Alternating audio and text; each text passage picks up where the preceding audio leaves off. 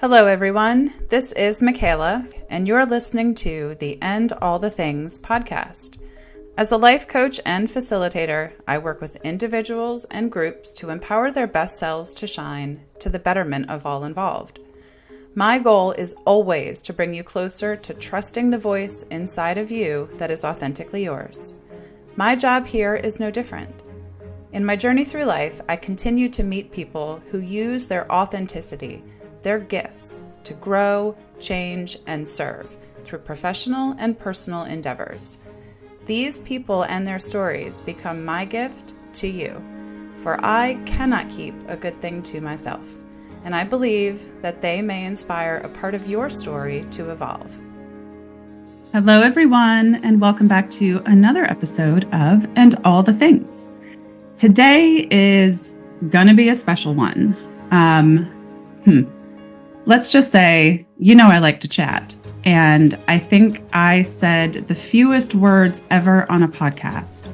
My brain was simply soaking up wild amounts of information in a super, super consumable way. So today I offer to you Craig Meriwether and All the Things. Craig is a seasoned hypnotherapist. He is a teacher. He is all kinds of things to help you achieve your goals. Whether it's a test, an interview, a challenging relationship, his work is all about releasing what we think we know, what we think we are doing, getting us out of our already self-imposed daily hypnosis and moving into an intentional way of being where we can take control of our journey, our experience, and our anxiety. So this conversation is packed with content, and you will also get to hear or watch a brief experience that he shared with me for my own hypnosis. And I did not start barking like a dog or do any of that stuff, but I felt every last little bit of it. So I invite you, stick around to the end, give yourself that moment of peace, that 3, 2, 1 hug. And I cannot wait to hear about it. So, without further ado, I offer to you, my friends, Craig Meriwether and All the Things. One thing to note on this particular recording is that my audio is not great for some reason. I would like to think it's that Craig just brings so much energy and there was so much else happening that, I don't know, things got a little not great. So just bear with it. It's totally worth it. But I'm a little loud, which I don't know how you feel about that, but I know you'll enjoy this episode. So you've got this and enjoy. Hello, friends. Welcome back. And I am very excited to introduce to you Craig Meriwether. And as with most things, I think it's so important to really get to know the person and where they are in the world. So can you tell us, who is Craig Meriwether? Well, first off, thank you, Michaela, for inviting me onto your show. I've been looking forward to this for a long time. Yeah, thank you again for your patience. It took us a while to get scheduled. Our schedules got all over the place, and then I'm gone, you're gone, and so we've been kind of going back and forth for a bit now. And who is Craig Meriwether? In terms of, let's just start off what I do. I'm a hypnotherapist. I use the modality of hypnosis, which I'm sure we can talk about more in depth in just a few minutes. Mm-hmm. But I use the modality of hypnosis to relax the mind and body to help people tap into the power of their own subconscious mind. This isn't a control thing where I take control of people. I'm actually giving control back to the person that's so powerful. That they can use the tools they have within their own subconscious mind for healing. Because in a sense, we're all hypnotized already. That's why we have that anxiety. We have that depression. We have that anger, or even the physical pain. Yeah, there's physical pain, obviously, if we're sick or we're ill or we've been in an accident. But sometimes there's that emotional physical pain in the low back or in the shoulders, or we're grinding our teeth. It's like, why are you doing that if you're not already hypnotized due to maybe something that happened, a couple weeks ago, a couple months ago, 40 years ago. And so this therapeutic hypnosis is used to help you fix yourself, because who better to know what the problem is than you? And who I'm better to know? applauding because there's no truer statement, no Yeah. truer statement at all. And my clients or prospects come and they're like, I need answers. Tell me what to do. Nope, Yeah. I will not do that. But I'm going to ask you Yeah. a lot of questions. I'm going to give you some resources, tips, strategies, accountability, suggestions, all the things. But we cannot solve other people's problems. Yeah. Not And I think we get into a habit of having other people do that for us. absolutely. And of course, if I'm in a car accident, take me to the hospital and have the doctor fix me Of and course. fix my leg. And if I have appendicitis, take me to the emergency room. But in terms of some of this other stuff, I think we get into the habit of looking towards maybe a talk therapist or some other counselor and wanting them to fix us, even maybe an energy healer. I want you to fix my energy. I want you to fix my anxiety. And of course, they can, as talented as they may be, and as helpful as those modalities can be, they don't really know what the problem is. And that's why it may take 40, 50 sessions over 7, 8 months, 90 sessions over 2 years, and you're still struggling with the same kind of hurt and pain. And to get back to your original question of who I am, I kind of came to this work because of my own depression and anxiety. I was struggling with it.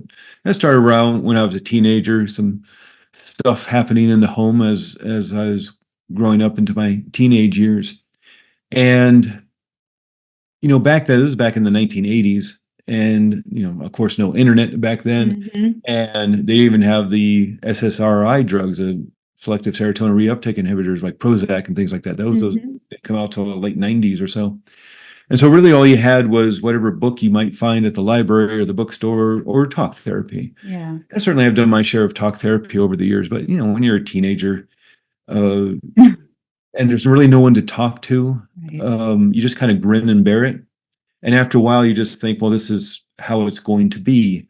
As I moved into my 20s and in the 1990s, you just kind of wear it like an uncomfortable coat with the pockets filled with rocks. It's just kind of heavy, but you get used to it. And it was really the birth of my son in the year 2000 that I really decided to, and I need to get my life together. And if I'm struggling with depression, my mother certainly struggled with depression and suicidal thoughts, and as did I. And what are the chances that my son is, whether it's nature or nurture or both, some combination, it's a good bet that he may at some point struggle in his life. So what can I do for myself so that maybe somewhere down the line, if he needs help, I know what to do. And That is a so, bold awareness yeah. to become aware of and then to put action behind, because that can be scary. Like, Oh yeah. whoa.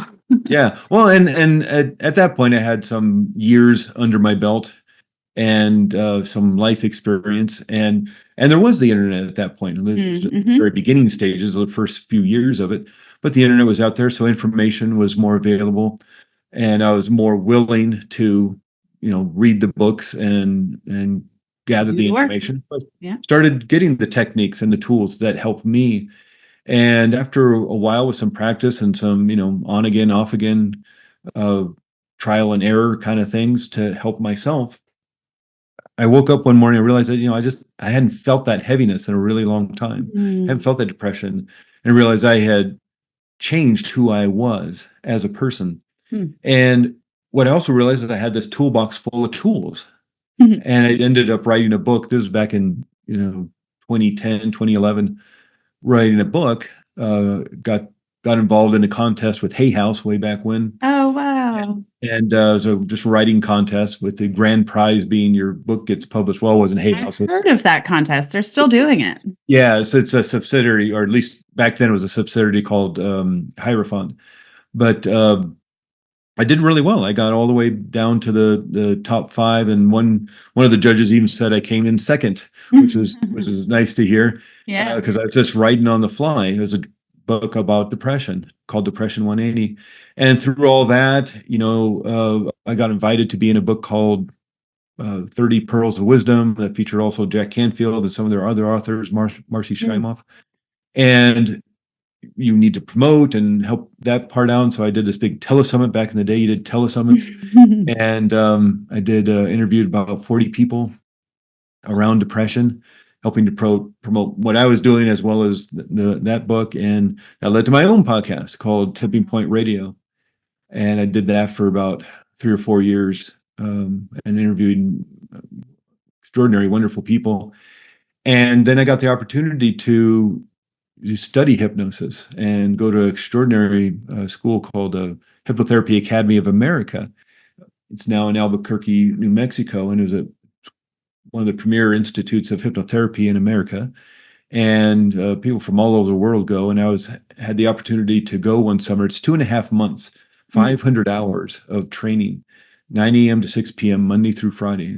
It's really intensive, but it was fun and it was exciting to do. But I also had to kind of start cutting stuff out as I'm doing all this, and still maintaining my life and my career at the time, and then as with family and all that. So I started that journey just kind of in midlife, did a big 180, and been working with people ever since and having a ball. That's incredible.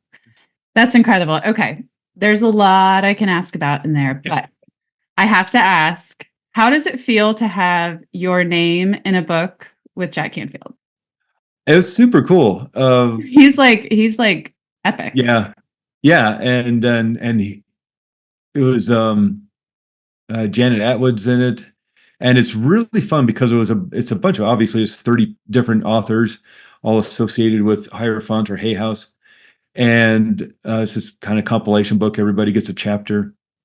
And yeah, it's really fun to, one, be able to, toot my own horn about that, and put that out there on my resume. But yeah, it was exciting to be invited to that, to be recognized that, yeah, maybe I'm onto something, and maybe I need this.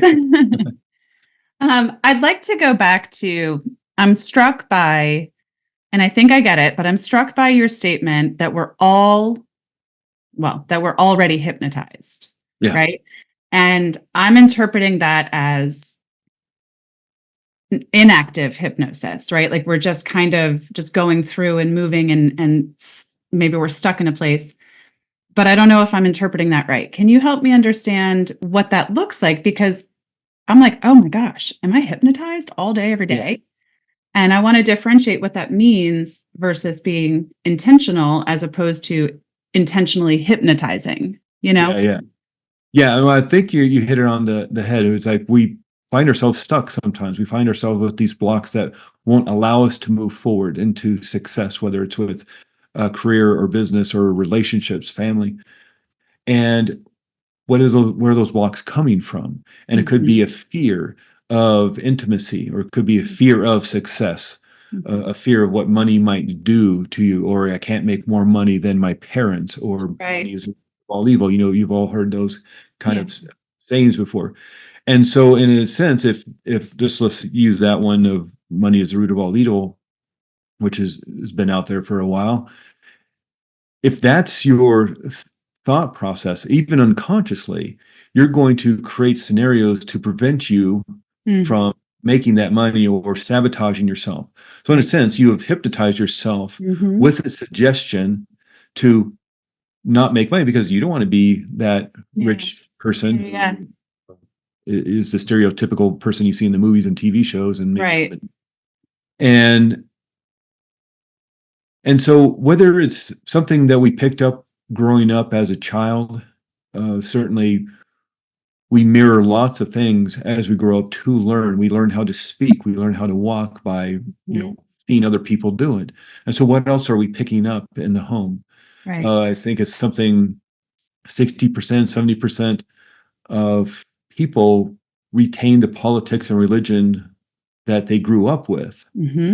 And again, be who you want to be, and live authentically. But is that just the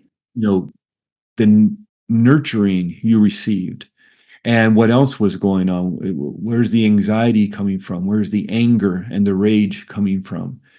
And are you finding yourself in certain situations, maybe at work, maybe in family situations, where feeling states are arising? Maybe you call it anxiety, maybe you call it anger, you call it overwhelm or worry or something else. And why is that happening? Because I don't think anybody would purposefully, especially around the Thanksgiving dinner table or some other, a birthday party or something, all of a sudden want to turn on uh, more negative feeling states like that. So why is it happening? And to a sense, it's happening because you have hypnotized yourself to react unconsciously to certain triggers. And you may know what those triggers are.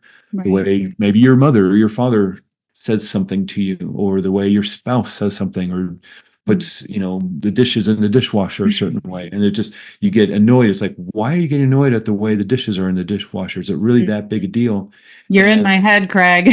I'm like, there's a better way to do well, this. I'm speaking from a little bit of experience, I think. And it's the way I put the dishes in the dishwasher, by the way. And so There is a way. there is a certain way. Well, I've heard about that way too. And so I think a lot of people get tripped up with the word hypnosis. What does And it it's mean? unfortunate because, it's what people have seen on TV shows maybe or movies. With the And stopwatch swing in, yeah, and then they and there's a certain, necessity, or not sure. necessity, that's the wrong word, but that's a certain way of helping people Yeah. move into a more trance-like state, a more meditative-like state. But because of the way it's portrayed in movies and TV. And again, that's just to move the plot point forward. They only have so much time to entertain you and so much money to produce the TV Right. show or the movie. And so it's like, well, how are we going to get Jason Bourne to assassinate the prime minister? It's like, well, I don't know. Let's just hypnotize him and then we'll move on with the movie. And because the other part's going to be kind of boring. So they use it as a plot point, and unfortunately, it's not the how this works, because one of the main key factors of your subconscious mind is intention. Mm. And if you go to a hypnotherapist with the intention of quitting smoking, or the intention of dealing with the back pain, or the intention of dealing with the anxiety, I cannot add in, or any other hypnotherapist cannot add in other suggestions that aren't within your intention. Because if Desires. Yeah. if somebody says, I want to quit smoking because whenever I go to bars and I drink, I always like to have a cigarette. And I'm thinking, well, I don't like this drinking thing. You shouldn't be drinking. That's not good for your liver. It's not good for family life if you're at the bar all the time. So I know you want to come here for some hypnosis on quitting smoking. So I'm also going to add in all these suggestions so you quit drinking. Well, if that's not your intention, you're not going to Right. follow those instructions. Right. You're going to do and that's where the power comes in. That's why you have the control in this, not the person, hypnotizing you. Right. A lot of this work is dehypnotizing people. Mm. You're hypnotized to grab a cigarette, not you, or Yep. probably most of the people listening, but you're hypnotized to the point where you're stressed, or it's a certain time of day and you need to grab a stick filled with tobacco and chemicals and light it up and inhale that smoke into your lungs. And if you logically analyze that, it's like, that's not really a great thing. It's costly. It costs, there's major costs to your health. There's nothing redeeming about it. And yet there's this unconscious desire, need, craving to go smoke that cigarette. And so that person is hypnotized. So in hypnotherapy, it's not that we're hypnotizing them to stop smoking. We're dehypnotizing them from what they've already created to become the person they already are. They weren't born a smoker. Right.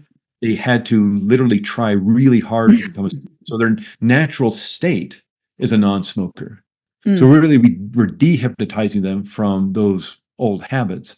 I love that perspective. Yeah. Like, I think it's so, in my work as a life coach, I spend a lot of time, not in hypnosis, I'm certainly not qualified for that, but looking at that. Well, why are you doing this thing? Do you really want to?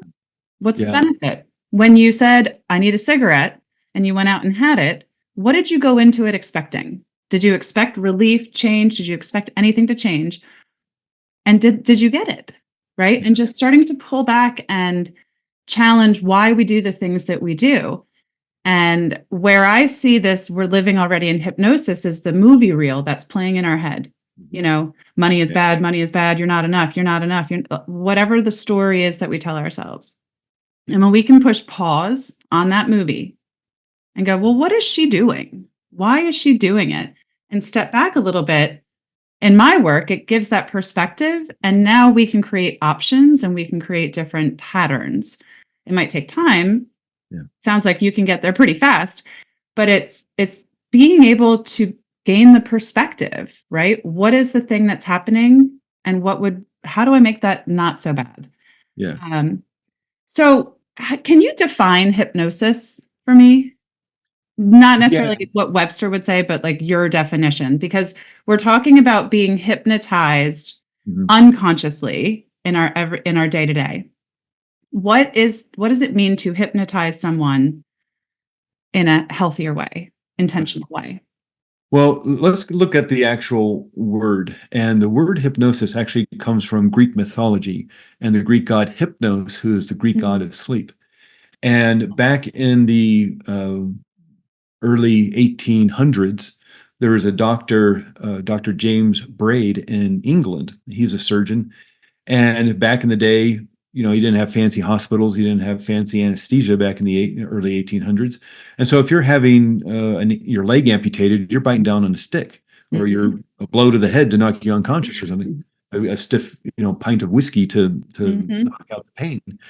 And so what he started doing was using this deep, deep, deep trance state, to put people so far into trance that it looked like they're in a coma.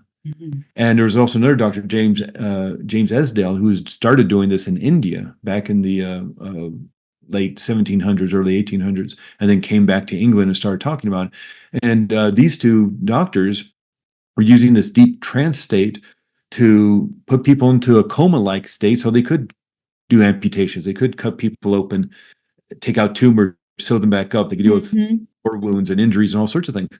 Now, certainly, these two doctors didn't invent the trance state. Certainly, back in Egypt and India and South America and the Aboriginals of Australia, certainly they're using trance in their healing work and their spiritual work thousands upon thousands years ago. But here's Dr. Esdale, Dr. Braid.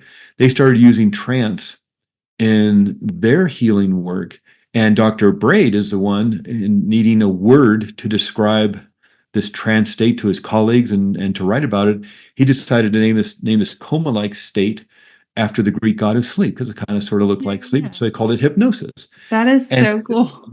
Yeah. And so over the last 200 some years, this word has grown to encompass all sorts of trance states. And really what we're talking about is altered state of consciousness. Now, trance and altered state of consciousness, these are kind of maybe scary terms, but really it's just brainwave state. And so whenever we have a thought, whenever we feel an emotion, whenever we perform an action, walking down the street, me waving my hands around while I talk, bringing a spoon to your mouth to eat soup, whenever you do any sort of action, a thought, or create an emotion that you feel in your body, you firing neurons in your brain, brain cells in your brain firing together, and it moves in a wave-like fashion from back to front to back again. That's one wave. And so we have these different brainwave states. The famous ones that we learned about in school are beta, alpha, theta, and delta. And beta is what you and I are in, Michaela, right now. We're in the beta brainwave state. The people listening probably in maybe the beta brainwave state. We're firing about 18 cycles per second. We're in what's known as consciousness. And we're firing about 18 cycles per second. We're having a conversation. We're having a discussion, listening to each other, learning and growing as people. And for an example, let's say I'm back in high school math class and I got to do well on this test. I'm struggling in the class, so I got to do well on the test. And I'm paying attention, I'm taking notes, and the teacher's explaining this new equations. And I'm doing well, and I'm in the beta brainwave state, firing at 18 cycles per second. But this is really boring for me. And after, about 10 minutes of this, I'm just start staring out the window. And I'm thinking about, the weekend's coming up. I'm going to have so much fun. I'm going to hang out with my friends. And now I've moved inward and I've turned off the external world. People may remember that if they've ever been in a meeting or there was that class for them back in high school, you just get into that daydreamy state. And the teacher's still talking, but you don't really hear the teacher. The kids are still asking questions or acting up or whatever. But you've moved inward, and now you've slowed down brainwave state to about 12 cycles per second. You're now in the alpha brainwave state, that really imaginative, daydreamy state. And then I started doing one of these, and my eyes are started getting heavy, my head's nodding down, and I'm not really asleep, but I'm not really awake either. The daydreamy part's even getting fuzzy. Now I'm moving down to theta brainwave state. I'm firing about 6, 7 cycles per second. Pretty soon I'm going to be deep asleep in delta, and 1 cycle, half cycle per second. But instead, the teacher says, "Hey, Craig, why don't you come up here and do the problem on the board?" And I jolt awake, and I'm looking around. Everybody's staring at me. I'm looking at the board. I don't recognize that equation. I don't know how to do it, and I'm embarrassed. I'm really stressed. Now I'm firing about 25 cycles per second, maybe 30 cycles per second, because I'm in the stress response. And just in that, I don't know, 7, 8 minutes, I've altered my state of consciousness 3 or 4 times just by sitting there in high school math class. So this is, again, something we do multiple times a day, whether we're at a meeting at work or we're driving home. Maybe you and probably a lot of your listeners and watchers have had that experience of driving home, and all of a sudden they start thinking about, oh, the weekend's coming. I got people coming over. I need to get the house together. I need to go shopping, or oh, tomorrow at work I got to get that PowerPoint presentation together, and because we got new figures coming in. And all of a sudden you find yourself at your driveway or your parking spot, and you don't remember that last 5 blocks. Well, you just moved into an altered state of consciousness. But it was safe because your subconscious mind knows how to drive home, like it knows how to tie your shoes, like it knows how to ride a bicycle. Uh, you drove home safely because your subconscious mind took over, and your conscious mind went into an altered state to start thinking about work project, start thinking about the weekend activities you got to get prepared for. And so we move in and out of these altered state of consciousness. We move in and out of hypnosis all day long. Most noticeable when you're falling asleep and waking up in the morning. And so we're able to do this, even if people have tried meditation in the past. There's a lot of people come to me and say, well, I've tried meditating over the years. It doesn't work for me. And it's like, well, that's good, because this isn't meditation. Yeah, one of my questions is to differentiate the two. So you're okay. Well, you're right there. They're right. And now the brainwave state may look very similar because, and this gets into a whole longer conversation of moving down into alpha and theta brainwave state, or moving up into those, newer brainwave states they discovered called gamma, and firing into the zone and being in state. And those are firing in more like 80, 100 cycles per second. But that's a whole different conversation. Sounds intense. Yeah. But they discovered that by wiring up Tibetan Buddhists that they brought in from the Himalayas. There's a lot of articles like National Geographic and things, Nature, where they described, and there's, I wish I had it, there's one of these boxes around my office, but these monks wired, all the wires all over their heads, and they discovered gamma because of these meditators who meditate 7 hours a day for 20 years. And they said that they don't go down into the alpha or theta brainwave state, they move up into what they now call gamma, even super gamma. And that's what happens there? What happens at gamma? How am I seems to be a more feeling? Well, it's if you ever had that experience of being in the zone, if you're doing a creative project, or even a project for your business or your career, or an athlete, like where time stands still and your body is just doing the work, it's doing the thing. And I said, that sounds intense. And I guess I thought it was more of like pressure, bigger, like more rapid. But it sounds like it's when we are just moving through, right? Yeah. Like yeah. Utilization of the brain on the highest level, or yeah. Okay. And certainly there's a spirituality to it that you can connect into by moving into those higher realms. And there's so much information you can look up. You can do deep dives after you listen to this, because there's so much to talk about, just even that one aspect of it. Yeah. Oh, but I have a million questions, but we'll keep focused. Yeah, the thing with these brainwave states is something we all experience every day. And in terms of hypnosis, is we're using guided relaxation and rest and calm and peace to move into those states on purpose. And it's when you move down into those alpha or theta brainwave states where you quiet down the mind and body, that healing happens because you quiet down that conscious level of mind. And by doing that, you access the subconscious, again, where these problems are held. And it's not that your subconscious mind is against you. Your subconscious mind is for you. It's trying to protect you. That's its main job, is safety and survival. Right. So it holds on to the hurt and pain because it doesn't want to experience Doesn't want to go back there. Yeah. And as I understand, our brains are biologically still cavemen.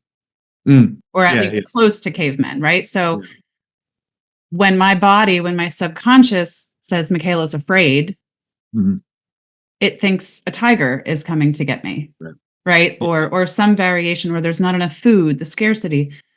And I feel like today's fears are a lot different. I think they're equally as fearful, but no tigers are coming to get me, right? But my brain still goes, she's afraid, stop, push back, turn the other way.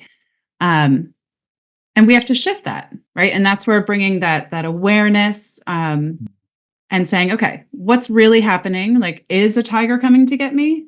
Or what can I do about it? You know, I don't know. I think I might be rambling, but you're absolutely, and the thing is, personally, I don't think you even want to get rid of that fear or that anxiety. I think that's what keeps us alive and keeps us safe. It's that fear and that anxiety that keeps us walking down that dark alley at midnight, even though it's a shortcut home. I totally agree. And I very much appreciate you clarifying because we do need to have fears because our brain because there may be alive. There may be a tiger in that alley, so to speak. Right. But if we're still hypnotized from a 20-year ago trauma, right? The brain is still going to interpret it as you're going to die if you encounter this again. Right. Maybe I'm and so it holds on to these files. Right. It has a big filing cabinet in your subconscious mind, keeping track of all the hurt and pain you've been through, the humiliation, the embarrassment, the trauma. Again, even if it was like 40, 50 years ago, as a small child, it's going to hold on to that because, again, it doesn't want to experience it again. It's for your safety, your protection, for your survival. It wants you alive, which doesn't necessarily mean your happiness and your success. Right. Because sometimes the best thing you can do is hide and make yourself small. Maybe that was the best thing you could have done when you were a child, when there was maybe some abuse going on in the home or some trauma, or mom and dad were fought a lot. Maybe the best thing to do is to get out of the way and to hide and make yourself small. But of course, that's not going to work when you're in your 20s, your 30s, your 50s, your 70s. But if the instructions on how to keep you safe are still in there and haven't been changed yet, then why would anything change? And so these files, as we bring in information through our five senses, what we're seeing, hearing, tasting, touching, smelling during our day, bringing in all this information, and it all gets kind of filtered through those files. And if anything registers and triggers one of those files, you get the warning signals. Now, in a building, somebody pulls a fire alarm and you get the sirens and you get the lights going off warning everybody that there's danger and you need to get to safety. Well, we also have a warning system, but instead of sirens and lights, we have feeling states. So the feeling state of anxiety, feeling state of fear, feeling state of anger and overwhelm and worry is the feeling state in the body that the brain is trying to get your attention, that there is danger. Now, the big problem is the mind can't tell the difference between what's real and what's imagined. And this is most noticeable when somebody's having a nightmare. And so it doesn't matter how ridiculous or strange or stupid the nightmare is. It's like a gigantic cheeseburger. There's two hot dog frames or down the street throwing coconuts at you. It's ridiculous. It could also be something super realistic, like a veteran having a PTSD dream about the war, even though that was 30 years ago. Right. Neither are happening. The both scenarios, the person is safe and comfortable and cozy in bed, but the mind, as it registers this threat, can't tell whether it's real or imagined, and so it sort of has a shoot first, ask questions later safety protocol, and it'll literally, while in deep sleep, turn on the stress response. Your brain starts creating that adrenaline and cortisol. You and your listeners probably have heard the crazy stories of grandmothers lifting cars off of babies and things like that. That's adrenaline doing that. That's now coursing through your bloodstream. 300% more blood is now moving to the big muscles of your arms to fight. 300% more blood moving to the big muscles of your legs to escape. It's got to come from somewhere. So it's turning down the power in your immune system, your digestive system.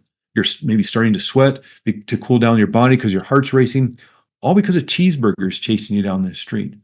And so that's the subconscious mind. Yes, it's holding on to running our immune system and running our digestive system and growing our hair and all that kind of stuff automatically. We don't have to think about that stuff of beating our hearts. It's holding on to the little habits of, riding a bicycle, tying our shoes, zipping up a jacket, all those things. That's all within the subconscious mind, but its main job, its main task is for safety, for survival, for protection. That's the subconscious mind. Conscious mind is the logical mind, the analytical mind, the mind that creates, sets up our goals and the plans to achieve those goals and the willpower to go after those goals. That's the conscious mind. But what neurobiologists are telling us is that conscious mind only makes up 5% of mind. 95% of mind is subconscious. So the tip of the iceberg is just 5% conscious mind. The rest is all underneath the water. 95% is subconscious mind. And so you have this logical mind, this very emotionalized mind. And so whenever there's conflict between the logical mind and the emotional mind, who's going to win? Emotional mind will win every time. And that's how you see that in your work. I'm probably sure every day. It's like people come to, I don't understand why I keep doing this. It doesn't make any sense. And you can sit there. I think this is where people start spinning their wheels in talk therapy as they analyze it over and over and over again, logically trying to figure out why they keep creating this reaction or this response or this behavior. And it doesn't make any sense on why they're doing this, but that's not where the problem is. Within the logical mind, it's within the emotionalized mind. And since that's 95% of mind, then, that's where the healing needs to happen. And that's why this therapeutic hypnosis, by quieting down that mind and body. And again, this is, I don't even think we even got to your original question of meditation and hypnosis, but in terms of, it's called End All the Things for a reason. We're just here to wonder. In terms of meditation, if people that are listening have experienced meditation, it's, yes, you're quieting down the mind, you're quieting down the body, but you're also allowing your thoughts to evaporate or move across the sky like clouds on a windy day. Return to the breath or return to the mantra or whatever the style of meditation you're doing, because you want to focus on this moment. In hypnosis, it may be a similar feeling of rest and relaxation, calm and peace. But we want to use the mind for healing. So if people have come to me and said, I'm not very good at meditating, I don't think this is going to work. It's like, I have a very overactive imagination. Perfect. You actually may be one of the best candidates. Ideal. Because, and again, I think one of the earlier questions you asked me, what is hypnosis? How would I define it? And one of the ways I define it is like using imagination and playing pretend. And if you can pretend you are the person you want to be, you can start creating the neural pathways to become that person, discovering maybe the dark spots that need to be healed so you can become that person. And that's where, again, we're only using what you're doing already. The mind can't tell the difference between what's real and what's imagined. You can change your physiology through thought alone, even though it's an imaginary a thought of imagination. Okay, well, let's use that to our advantage. Let's do that on purpose. We already know you can hypnotize yourself, whether you're driving home or you're bored in a meeting at work or back in high school math class or wherever. We know you can put yourself into that daydreamy state. So let's do it on purpose. And so we're combining all these things that you're already doing already, but instead of doing it unconsciously and maybe for your detriment, by creating anxiety or fear or anger, or even physical pain, let's do it on purpose and do it for healing. So again, this isn't anything new. This isn't anything you're not already doing already. We're just kind of gathering all these aspects of who you are and what you do already, and we're using them for your healing instead. And that's why this doesn't take so long, because as you know, in the work you do, healing or change happens instantaneously. There may be a lot of lead up to that change, but A lot changing of it up. building and scaffolding and Yeah. structuring. Yeah, exactly. And then But when it's time to do that change, it happens. Right? Mm. It is instant. And just as instantaneously as somebody may install that trauma or that fear or that pain or that hurt or that anger, maybe because of what happened as a child, just as instantaneously as that child can install that trauma, why wouldn't you be able to instantaneously heal it? Mm-hmm. I mean, who told you that you couldn't? And what is it to their benefit that you don't? And a lot of this, That's a here, great little nugget right there, here, right? not Just to, creating the possibility that it happens so quickly, it can change so quickly. The yeah, mind is that powerful. yeah. That's Why couldn't it? And a lot of this comes from actually Sigmund Freud, and he was actually a hypnotherapist. He was studying hypnotherapy in Vienna back in the late 1800s. And the kind of issue with Sigmund Freud is he had a speech impediment.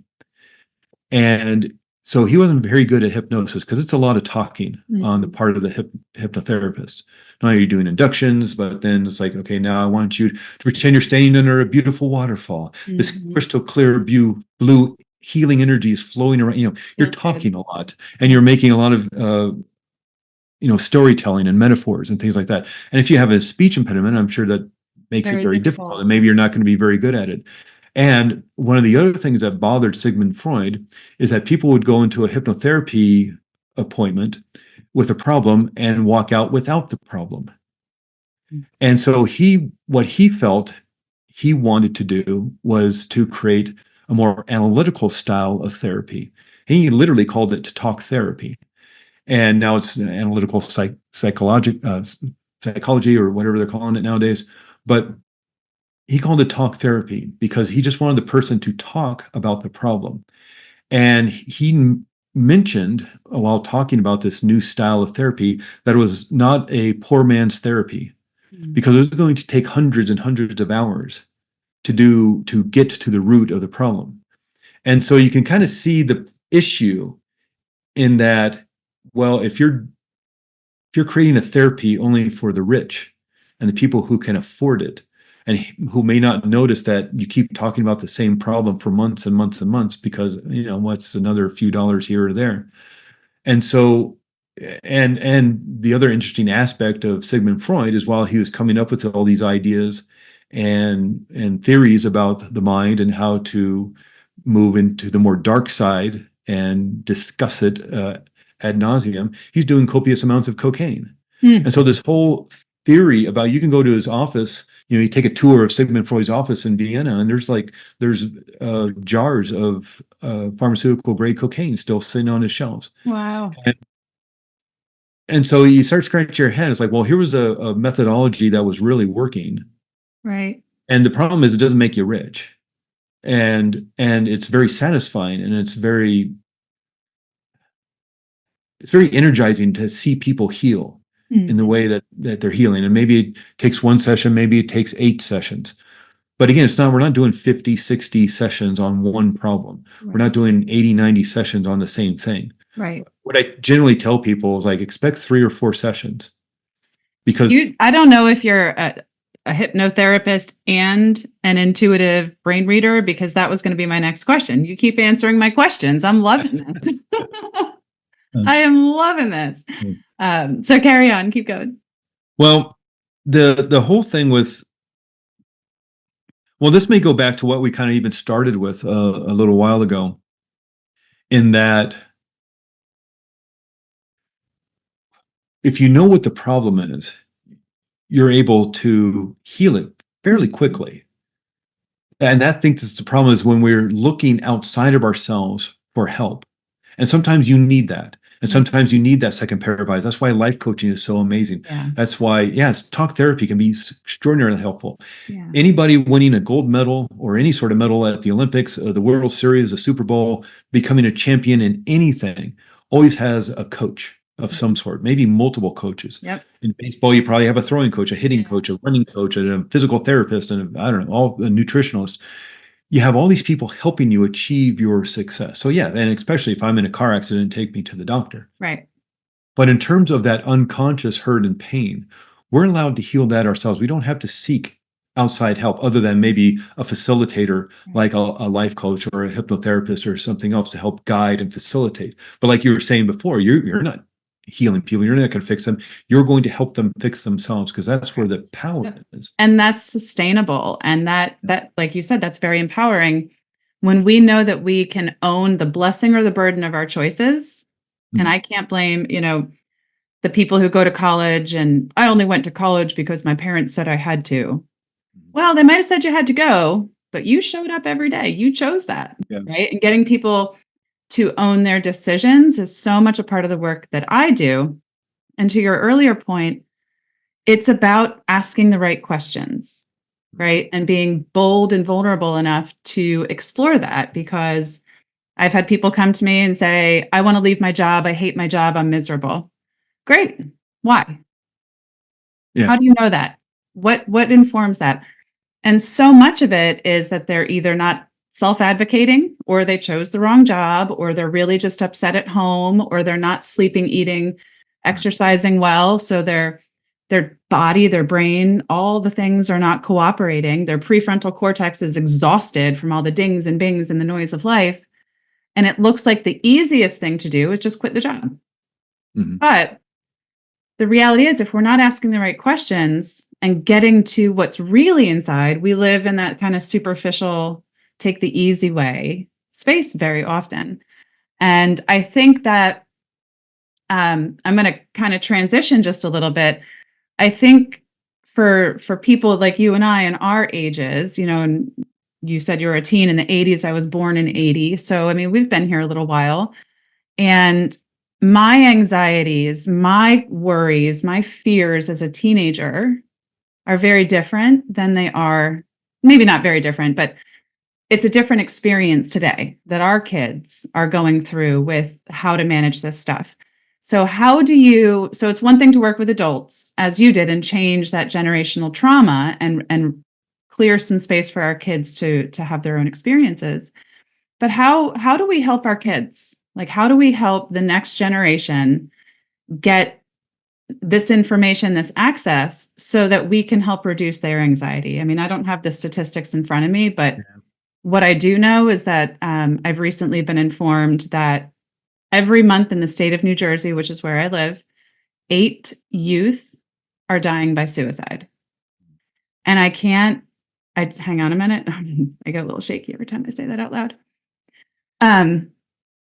We can't be okay with that, right? Yeah. So how do we take this incredible work that you do, that a lot of practitioners are doing, the work that I do, and help our kids? Because that's our future, right? I'm counting on them to take care of us down the road. How do we shift their gears into something that might be more helpful? Yeah, that's a question, the $2 million question right there. And I don't know that I'll have the answers, because I don't understand what's going on. As we're recording this, I just turned 57 a couple of months ago. Happy birthday. And I know my son's 24. It's like, I don't understand his world at all. When I was going to school in the 70s, I graduated high school in 85. When I was going to school, you got bullied 6 hours a day, Monday through Friday. That was it. And then you could go home, shake it off, and do whatever you need to do to recharge yourself. Now you're being bullied 24 hours a day, 7 days a week with, and then they can do their bots and have another 100 messages inform you of how awful you are. Right. And it's like, I don't understand. I don't know how you go through that. When I was growing up, and again, not to say it was better or worse or just good, different, right or wrong. It's just different. We had, 4 television stations, and television went off at midnight. You just didn't have television after midnight. There wasn't enough things to show. And literally they had announcements at 10 o'clock. Do you know where your children are? Because they had to remind parents they had children. They may not be in the house because they may be outside playing. And that. It's just, there was a comedian I saw, because I'm trying to figure out social media still to this day. But on Instagram, the comedian had a little bit about how in the 70s, everybody's talking about there was no such thing as mindfulness. because we were always mindful, because there was only the present moment. You're riding the bus, you're just riding the That's what bus. you're And you doing. watch, yeah, and you say, and you're watching the condensation roll down the window, or you're watching the world go by. You go What an outside. awesome perspective. Yeah, it was, and he was being funny and silly and getting good laughs about it. But in He's reality, not it's like, wrong. because it was true.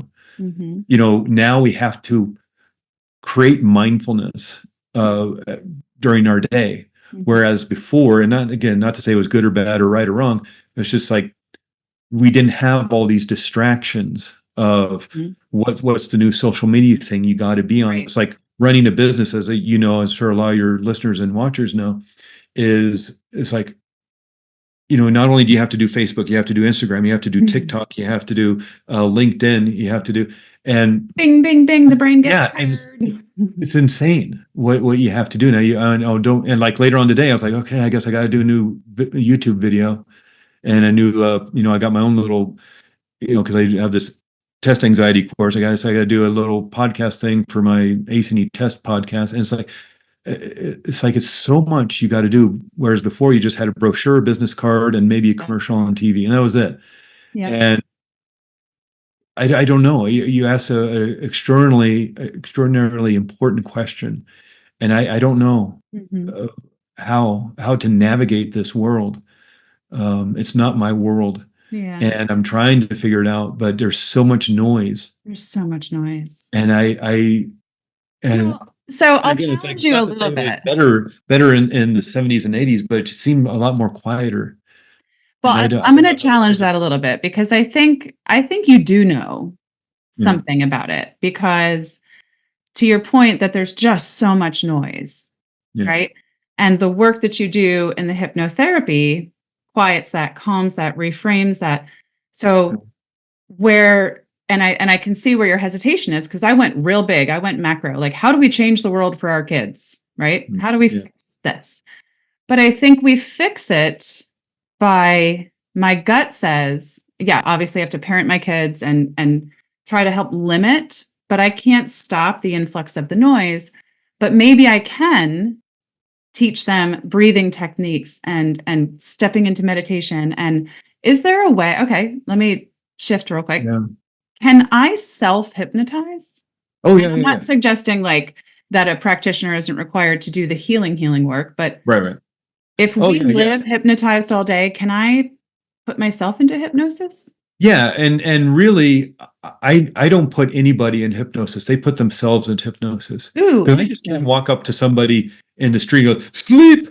And, like you see in some movies, it's like, that's all set up. When you see like the entertainment side of this, a lot of that's set up, but a lot of that is also people wanting that experience. Yeah. Again, their intention. What is their intention when you go to an entertainment show? Is to entertain and be silly and have fun and have a good time. And so when a person volunteers to get up on stage to act silly and Their entertain, intention is that's what their aligned. intention is. So Got they're going to it. do it. In terms of when somebody comes into my office, or we're doing the work over Zoom, which is mostly what I do nowadays, is do this work over Zoom. They can say no. It's like, well, I'd like you to close your eyes and move into a more peaceful, relaxed state. Take a deep breath. It's like, no, I don't feel like doing this. It's like, no, they're not going to go in hypnosis. So why did you come here today? Yeah, exactly. All hypnosis is self-hypnosis, because I can't make you do anything you don't want to do. And I've asked people, that's why smoking cessation isn't 100% guarantee, because I can't make you quit smoking if you don't want to. In fact, one of my teachers I had at the Hypnotherapy Academy, Tim Zimmerman, he was telling a story about when in his private practice, he had somebody come to him, going to pay $800 for smoking cessation, and told them right out, I'm not going to quit because I don't want to quit. I just want to tell my wife that I tried everything, including hypnotherapy, and so I'll smoke in the garage. And guess what? He didn't quit smoking because Tim couldn't. You get what you want. Make him do anything. Yeah. Can't make people do, because the control is with the person. The reason they made the appointment, the reason they came to the office or to the Zoom call, is because they want change. They're looking for change. They may not know what that change is, but something inside them is telling them I'm desperate. This is the last resort because we're the witch doctors. And so we're on the bottom of the list after they've tried everything else. Guess I'll try hypnotherapy. And then bing, bang, boom. What do you know? The problem is resolved. But they come, they make the appointment because they want healing. They want change. And so guess what happens? They change themselves. I help facilitate, like you have been talking about, you help facilitate their own strength, standing in the power of their own strength and healing themselves because they can. Right. This is basically the placebo effect, not only for physical issues, but also for mental and emotional issues. And we know the placebo effect happens because every scientific research paper has to have that control group, especially when you're doing like pharmaceutical stuff. They have to have the group that's taking the sugar pill. Why? Because they know mind will heal the body, and they have to account for that. And so in terms of focusing this work on children, in terms of, I've helped a handful of kids, but it's mainly been around sports and athletics. Okay. They've lost their confidence. And they know in the sports world, sports psychology and hypnotherapy is a thing. And all that mental rehearsal and all that. And there's another thing, mental rehearsal. Just by sitting down on the couch or recliner and mentally rehearsing, let's say if it's a gymnast, the routine they're doing, will actually wire that into the brain. That's why pretty much every athlete, is doing some sort of meditative work and hypnosis work. So your question was, can you put yourself in a hypnosis? Like you do it every day, whether you're bored at work and staring out the window, whether you're watching a TV show and getting lost in the story. You know it's fake. You're sitting in your living room. You're not out in space with lightsabers and whatnot, Right. saving the universe. But you get lost in the story. You get emotionalized with the story, especially maybe it's a romance and somebody, or a drama and somebody dies at the end. Back in the day, it was terms of endearment. Back in the 80s, that was a big. Everybody cried when they saw that movie because of the ending. And it's like, but it's just a story. Words written on a page that some actors are acting out on film, and yet you emotionalize it. So you've hypnotized yourself to go along with the story and create an emotional response to it. So we can all hypnotize ourselves. There's nobody who can't do this work. A lot of the intellectuals that you see at universities like to have their tests and tell you your responsiveness to being hypnotized and whether you can or can't. And I don't buy that at all. Because again, you're already hypnotized. That's why you're coming to see me or coming to see you, like doing life coach work. You have a problem that you can't resolve. You may not even know what it is. Right. So you're already hypnotized. You have created instructions and suggestions within your own subconscious mind to react and You're stuck. to behave in a certain way and block your success and get stuck. So you're already hypnotized. So again, as I said before, a lot of this work is just de-hypnotizing you. And so everybody can do this work. And in terms of kids, I wish every kid was able to do this. I worked with, again, not to kind of toot my own horn, but toot away. That's what we're here for. We want to hear it all. This kid, he was about 10 years old, and he was just for years struggling with nightmares, like every night, and like scream bloody murder, and dad or mom has to sleep in bed with him every night for years. And finally, again, the bottom of the list is who? The hypnotherapist. They decided, and my wife runs a wellness clinic. I live in Flagstaff, Arizona, and she runs this wellness clinic, of which now I'm a part of that. And the mom was getting massage, and Christine, and talking about, it's like, oh, my son last night, and I can't get any sleep, and he's not getting any sleep, and it's horrible. And I was like, try hypnotherapy. She's like, okay. And so brought this 10-year-old in. 45 minutes. We did some work. I based a lot of it around Star Wars, and a lot of language around when you walk into the room, you're going to do the healing work. Don't walk into the room unless you're ready to do the healing work. When you're ready to do the healing work, open up the door and let's go into the office. He opens up the door. It's all that kind of pre-programming. Yeah. And when you walk out the door, when you walk out that threshold, you get back in the car, you're going to be healed. So don't walk out that door until you're totally ready. We did a lot of Star Wars metaphors and visualization work, including if you and your listeners have seen the Mandalorian TV show, and Baby Yoda pulls that kind of energy shield around him at one point in the series, and kind of is floating up, and it's like, hey, let's do this. Have Baby Yoda out in front of you, and let's pull this energy shield around you, and you do that every time you go to bed. And so it was just like this 45-minute thing of him visualizing all this stuff, and that was it. It was done. He never had nightmares again. Wow. And it's and again, it's not that. Congratulations. Yeah, well, thank you. But it's not that I'm fixing him. It's that I'm setting up the healing work in the language that he needs, in the terms of a 10-year-old liking Star Wars, and using the metaphors and the storytelling that he fixes himself. I didn't give him, vitamins or supplements or pills or whatever, or tell him to do mind control, his own mind control. Taught him how to control his own mind. And again, it's him taking control of his own mind, and his mom was in the room with him. And I'm telling her as well, it's like, when he goes to bed every night, you sit with him and you create that energy bubble around him. And if he wakes up, know that there was someone else with like guards on each side of his bed and all this stuff. And when you go, so she had work as well going home. It's like before bed each night, or at least for a week or so, until he can kind of do it himself and he knows it's there. You too, and Dad create that energy field around him. You set up the guards around his bed, and he was doing that. Yeah. And so, again, it's sort of like the coach to the athlete, or the coach to the musician, or the coach to the actor. It's like, yes, I can set up the scenario, but you have to do the work. I mean, Pavarotti, considered one of the great opera singers of all time, was going to a vocal coach every year. As you get older, your voice is going to change. Your weight, you gain weight, you lose weight. And so we all need these coaches.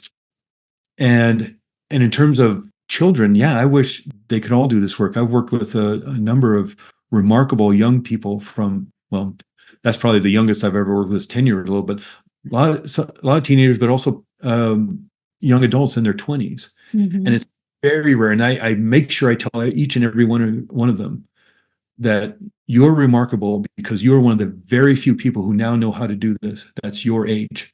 Usually I work with people in their 50s and 60s because they don't know what else to do. To be 16, 17, 18, 20, 22 and doing this work is rare. And you're probably one of the only 3 or 4 17-year-olds in Arizona, let alone the entire country, who now know how to take control of their mind in this way. And it's true. And I'm not building that up in any way. It's true, because very few teenagers, how would they even know about it? Right. And that's especially when teenagers, as their brains develop, they suddenly think they know everything and they're independent and I am pushing forward. Yeah. And it's almost like maybe before people get their driver's license, we need to have them go through hypnosis therapy and deal with these things, so that unrelated to the driver's license. I just mean like a stage in time. But what a beautiful gift to give young people who are about to make a million decisions a day, to take that movie reel that's traumatizing and filled with angst and turn it into something productive. And you mentioned ACE test. So I want to shift over to that, because I used to teach high school English. And at all levels, the lowest to the highest AP. And the standardized testing in our country is such a thorn in my side. I understand its intent, why it was originally put there, but I think we've really taken it too far.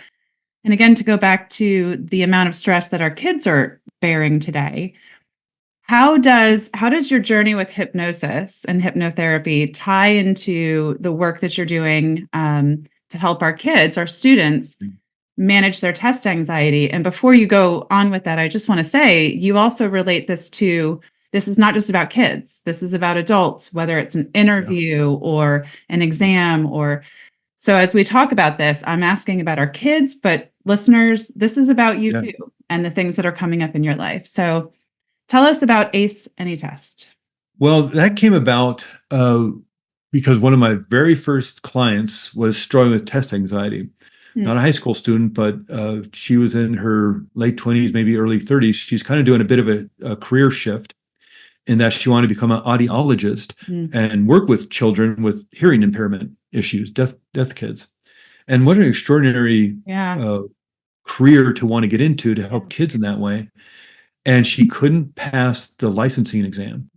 And of course, a lot of professions, whether you're police, fire, plumber, auto mechanic, electrician, real estate agent, lawyer, whatever. Lawyers, bar exam. You have to take these licensing certification exams. A life coach, Life coach, massage therapist.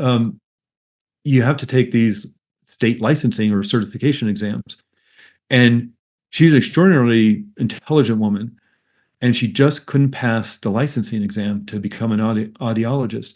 Now, she had taken the test 3 times. She didn't know what to do. It's costing her like $800 per test, whether you passed or delaying her career. And then just the delay and because it wasn't like every day they had this test. And plus the embarrassment, humiliation of having to tell family and friends, nope, didn't do it again. This time. And just the expense of it, not only of course the cost of the test, but which was oftentimes these tests are 5 hours over 5 hours, grueling. 10 hours total, but 5 hours each day for over 2 days. And so there's a huge test. It costs a lot of money. She spent a year training to become an audiologist, tens of thousands of dollars. And the starting salary for an audiologist, at least in Arizona, is like $80,000. That's a starting salary. So this is a huge, financial burden at the moment because she can't pass this test. And so we got it all the way back to her getting her master's degree when we started doing the work. And when she was getting her bachelor's and as well as in high school, she was top of the class. Valedictorian and top of the class and all this. But when she went to graduate school, she went to a school where everybody was top of the class. And so they were all the top 1-2% in her class. And so she felt a need to do better and be the best. But when you're at a school of the best, that means extra work. That means extra studying. That means not getting sleep. That means a lot of stress in terms of how the report's going to go or how the test is going to go.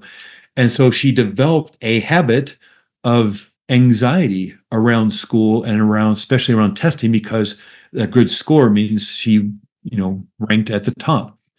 And one of the, wonderful things about the human brain and body is what you practice, you get better at.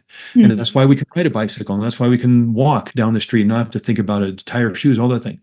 What you practice, you get better at. But what if you're practicing anxiety? What if you're practicing fear? What if you're practicing anger? Are you not going to get better at that? And is that not going to get literally wired into your brain so it becomes an automatic response or automatic reaction? And that's what happened to her. And so when she did this training, she did the education perfectly, knew it backwards and forwards like most people taking tests. It's just when it came time to the actual test, she was so anxious about doing well that she moved into the stress response, and all that energy she needed for clear, rational thinking went into the big muscles of her arms to fight this threat. Real or imagined, didn't matter. The mind and body thought she was under threat. And so you get that tunnel vision and you start to panic and you can't think straight. And even though you know the material backwards and forwards, it just disappears out of your head. So that was one of my first clients. And so I worked with her and she did great, and she's an audiologist now. And I've encountered other people dealing with test anxiety, not only high school kids, but wanting to take the real estate, 65-year-old retiree who's bored and now wants, I'll become a real estate agent, hasn't taken a test in 50 years. Right. And they're nervous about it. And so what I've noticed is that there isn't really any real program out there for test anxiety. There's some articles and blog posts and some 5-minute YouTube videos and a couple of books, actually little kid picture books on Amazon. but there isn't like a course. And I thought it would be a great way to just put something out there that's actually useful. It's not just one more thing on how to lose weight or one more thing on how to quit smoking. There's enough of that out there, and how can I make a difference with that? But I was seeing a problem, and I saw it in my own life in school. I saw it in my son's life, and I had these tools in a toolbox, and why not focus them specifically on test anxiety? And as you're saying, it's not just tests in a classroom, whether you're doing it on, nowadays you do it on laptops and things, or a written test. But what about a job interview? What about an audition if you're an actor or a musician?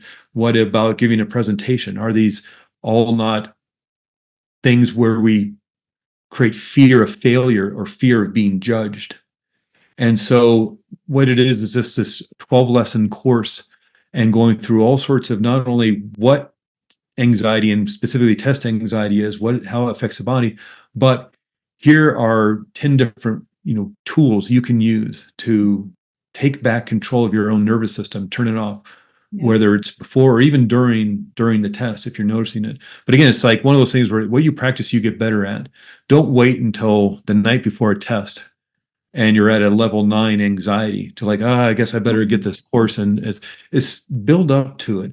And as you're noticing nervousness around maybe a test or an interview coming up, or a I don't know, audition, or a public, you got to give a speech or a presentation or something, you're noticing like weeks beforehand, it's like a level 2 or level 3. That's when you nail the anxiety, because it's really easy. Yeah. When it's a 1, a 2, a 3. Don't wait till it's a 10 or 11. Get it when it's a 2 or 3, and there's a lot of skills and techniques if you want. I don't want to go too far over however long. I mean, I know we've been talking already for. Let's keep going. Well, if you want, I can show you one real quick, a really quick, cool exercise that everybody can do. Now, of course, if you're driving your car, just clock where we are in the interview and come back to this. But if you're in a safe place where you can focus, you don't need your attention somewhere else, and you can concentrate on this 5-minute little exercise, I'll walk us through it. But it's really simple. And here's something you can teach your kids. Kids can do this easily. And it's really simple, and it resets your nervous system, and it also literally changes the chemistry within your brain. And what we're going to do is imagine and pretend. We're going to do hypnosis. Ooh. And it may not be the hypnosis you see in movies with the watch and lying down on a couch or recliner or something. This is going to be a bit different, but you are going to hypnotize yourself if you want, because you have the control. And we're simply going to do an exercise called 3-2-1 reset. It was developed by Dr. Richard Nongard, who's a psychotherapist and a hypnotherapist. And it's very simply start with 3 slow, gentle breaths. And I'm meaning breaths into your abdomen, because you want to breathe in deeply to your abdomen, because that flattens out your diaphragm. You can't see me because of my video screen, but flattens out your diaphragm and gets air into the way bottom of your lungs. And why that's important is when we stress, we only breathe in the top part of our lungs. And so we're only using maybe 1/4 of the amount of space in the lungs for bringing in oxygen. Wow. Now, as the blood flows around the body, a quick biology reminder, as the blood's moving around the body, it's picking up carbon dioxide, gases, and toxins, flowing through the lungs. You filter out all that carbon dioxide, gases, and toxins, you exhale it out, and then you breathe in this oxygen, gets in your blood supply, delivers oxygen to your cells and the muscles and tissues as it's picking up carbon dioxide, just over and over again. So the top part of your lung, about half a cup of blood is moving through the top of your lungs every minute. So it's cleansing and cleaning that half a cup of blood and oxygenating that half a cup of blood, about the top third of your lungs. The bottom of your lungs, and if it's safe for you to do so, feel where your rib cage is. It's about 2 inches from your hip bones. Your lungs are huge. And bottom of your lungs, about 1 liter of blood every minute. And so the difference is, this is just for the video people, but I'm going to hold up a liter of Gatorade, red Gatorade. And this is what a liter is. 20% of this, I don't know, that's about 20%. 20% goes directly to your brain. So if all the oxygen you breathe in, 20% goes directly to your brain. So the more oxygen you can breathe into your lungs, the more power and nutrients and fuel and oxygen you have for rational, calm thinking. Now, this is half a cup. So that's the difference between stress breathing and Good Lord. calm, peaceful, deep breathing. This in And and for of those itself, listening, the one bottle is totally full and the other has maybe the size of my pinky yeah. full. Yeah. And So I these are don't like have big pinkies. liter Gatorade bottles, and one's barely full and the other's completely full. And it's the difference between upper chest stress breathing and deep, slow breathing. The other issue with breathing that's quite extraordinary to reset your nervous system is we have uh, two different parts of your nervous system. We have the sympathetic stress response, fight or flight stress response. We have the parasympathetic relaxation response. That's where we need to be most of the time. That's where in all the systems of our body, immune system, digestive, respiratory, are all getting the right amount of energy and nutrients and fuel and oxygen, blood supply to run at optimum levels. When we're stressed, that gets pulled aside because we need to survive in this very moment. Then it goes back to the parasympathetic, And that's when we get 300 times the blood flowing to the big yeah, the arms, right? yeah, it's got to come from somewhere, Which means it's not going to our brain. right? Okay. I'm still fascinated by that because I know Oh it yeah, happens, but to hear that number was like, yeah, it's extraordinary. holy cow. And this is how much control you have by breathing slowly and deeply. Because not only, the example of the Gatorade bottles, but we have these nerves that come out of the back of our head, attach to all parts of the body. That's the thing when you touch a hot pot, signal goes up your nerve into your brain, says you touch a hot pot, let it go, it goes back down, and you let it go really quickly. So the 10th cranial nerve is the vagus nerve. I'm sure a lot of people have heard about the vagus nerve. That's Latin for wanderer because this nerve wanders all over the body, to the eyes, to the ears, to the muscles of your jaw, past your vocal cords, to your heart, to your lungs, and to your gut. The vagus nerve is a big part of that parasympathetic nervous system, the relaxation response. It's attached to your lungs. By breathing slowly, gently, and deeply, you stimulate the vagus nerve, therefore activate the parasympathetic nervous system. How simple is this? I mean, you mentioned it before about the deep breathing and things like that. That's why this is so important, because you can literally reset your nervous system. So 3, 2, 1 reset is we're going to breathe in deeply 3 times. Then we're going to create bilateral stimulation. When you're feeling that anxiety, that stress, that panic, you're lighting up a part of the right side of the brain. And again, that needs fuel, it needs nutrients, it needs blood supply, oxygen. So it vacuums it away from other parts of the brain. These other parts of the brain go quiet. So you just focus on that anxiety and that panic. So how do you undo that? Well, you can light up these other parts of the brain and vacuum it away from that panic and anxiety. One way to do that is just move the body. And since the right side of the brain controls the left side of the body, left side of the brain controls the right side of the body, here's my little stress ball. I'll make my arms into a T, outstretched like a cross, and just move them back and forth. This is bilateral stimulation. And now I'm lighting up these other parts of the brain, kind of forcing my brain to light up in other areas. It needs oxygen, blood supply, nutrients. And so I'll pull away from the panic and anxiety. Have you ever been in a meeting, or you remember back in school, somebody was drumming on their knees? They're not hyper, they're not ADHD, they're nervous, and they're trying to calm themselves down. They don't know they are, but it feels good. That's bilateral stimulation. Walking down the street, left foot, right foot, left foot, right foot. That's bilateral stimulation. And so what we're going to do is we're going to grab our shoulders. Okay. And so breathing deeply 3 times, we're going to take our 2 arms and we're going to grab our shoulders. You can squeeze your shoulders, or you give yourself a hug, or do the havening technique, which is rubbing your hands up and down your arms. A little bit more to it than that, but this is one aspect of the havening technique because it feels good. Yeah. And so, of course, you'll notice that this is a hug. And this is nurturing, loving, healing touch. Your brain is now creating oxytocin, serotonin, and dopamine and turning off. When I hug myself, even? Okay, that's exciting. You're sending a signal back up to your brain through your nerves. Remember, touching the hot pot sent a signal from your hand back up into your brain. You're now sending a signal back up to your brain that this is nurturing, loving, healing touch, even though you're giving it to yourself. This means something. It feels really good. Yeah. And you're turning off the adrenaline and cortisol, you're turning it on the hormones of oxytocin, serotonin, dopamine. And now we're going to supersize this by imagining, there's that word again, pretending you're hugging somebody you care about. And this could be somebody in your life today. It could be your child. It could be a good friend. It could be your pet, your dog, your cat. It could be an animal you saw in a nature documentary you fell in love with, a baby elephant. It could be somebody who's no longer with us, your grandmother, your grandfather. It could be somebody you've never met before, Mother Teresa, Gandhi, Joan of Arc, somebody who inspires you. So just if it's safe for you, close your eyes. Not if you're driving, not if you're doing anything, not if you're, using heavy equipment or watching the kids around the swimming pool. But if you're in a safe place and you can focus on this, 3 deep breaths, hugging yourself, and think of somebody you want to give a hug to. Not only are you creating that oxytocin, serotonin, and dopamine in your brain, you're creating molecules called neuropeptides. This is why you feel the way you do in your body, because of these molecules, whether you're feeling angry or fearful, whether you're feeling anxious or worried or afraid or happy or joyful. It's because of these neuropeptides, hundreds of millions of molecules dumping in your bloodstream. These are literal molecules of fear, anxiety, joy, and happiness.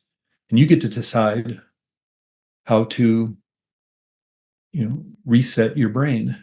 And this exercise, just in 5 minutes, will not only reset your nervous system, turn off the stress response, turn on the parasympathetic relaxation response, and also literally change the chemistry in your brain just by playing pretend. And so any child can do that. And when you're ready, and I know I don't want to stop hugging. Yeah, I know exactly. And of course you could do that for half an hour, but if you just did that for 5-6 minutes, not only are you because basically the life of those neuropeptides, those molecules, is 90 seconds. And so when let's say you're at work and you feel that anger and you feel that rage, and you get into your bloodstream. Well, it moves around your bloodstream. What happens in your bloodstream? It gets to your lungs and you exhale it out. Well, from creation of that anger to exhaling it out is 90 seconds. So that means you're done with the anger in 90 seconds. So if you're still angry an hour later or a day later or story, that's 6 months later, you have to keep recreating those neuropeptides. You keep having to create fresh anger. And what you practice, you get better at. Yeah. And so imagine, what if you're creating neuropeptides of love and joy and gratitude instead? And so that's a simple little exercise that, you can do that before dinner. You could do that going to bed with your kids, as your kids are going to bed, but before the start of school, sitting in the car before you send them off to school.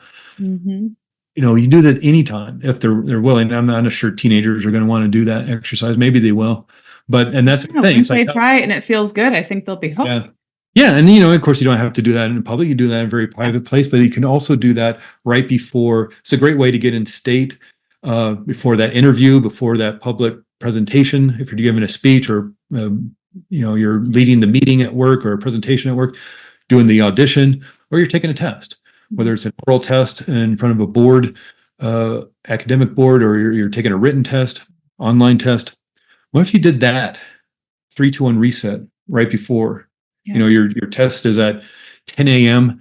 What if at 9:55 or 9:50, you just did 3, 2, 1 reset and reset your entire system? I feel good. I mean, I felt good this whole time, right? So it's not even about feeling good. Let's take the good, bad out of it. But I wanted to cry because the hug felt so genuine. And then when we put the person in, I didn't even feel like they were my hands, Yeah. I knew they were. And you hypnotize yourself. Ooh. You put yourself, because again, it may not be what traditionally you've seen on TV or movies or the Las Vegas shows or whatever, but by altering your state of consciousness, playing pretend, and imagining something, you literally changed your physiology. Who can't do? And it's sort of meditation, but it's not really meditation. Yeah, right? And thank you again for going back to that question. But I understand like pharmaceuticals and the medical industry, they're not going to want to, promote this because they're not going to make the money off of it. But, and I have said this, and we'll add now the hypnosis, but breathing. I read the book Breath by James Nestor several times and changed so much of my perspective. If you haven't read it yet, highly recommend. But I started really thinking about breathing, and I took it for granted as, I know how to breathe. I do it every day, all day. Yeah. But there is a right way to breathe. And so I say to people, it is the freest, most accessible form of therapy that exists on the planet today. Yeah. You can tap into it at any point in time. But then when we put, and I love the two sides of the brain and the connection. As a high school teacher, before a test, I would have them stand up, arms, and they would cross body, touch their knees, touch their feet, touch any part just to connect and to get it going. And if they need to stand up and go to the back of or whatever in the middle, great. Here's a peppermint while you're at it.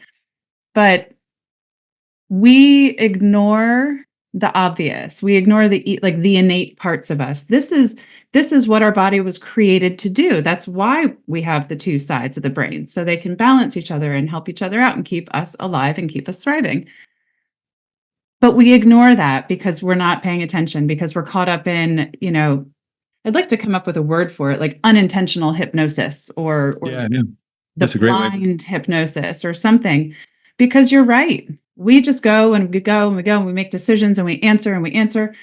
What you do is slowing that down so that we can get a different perspective, that we can get the closer to right answer. And again, there's no right and wrong answers, but there is one that'll get us closer to our desires and one that can potentially take us further away.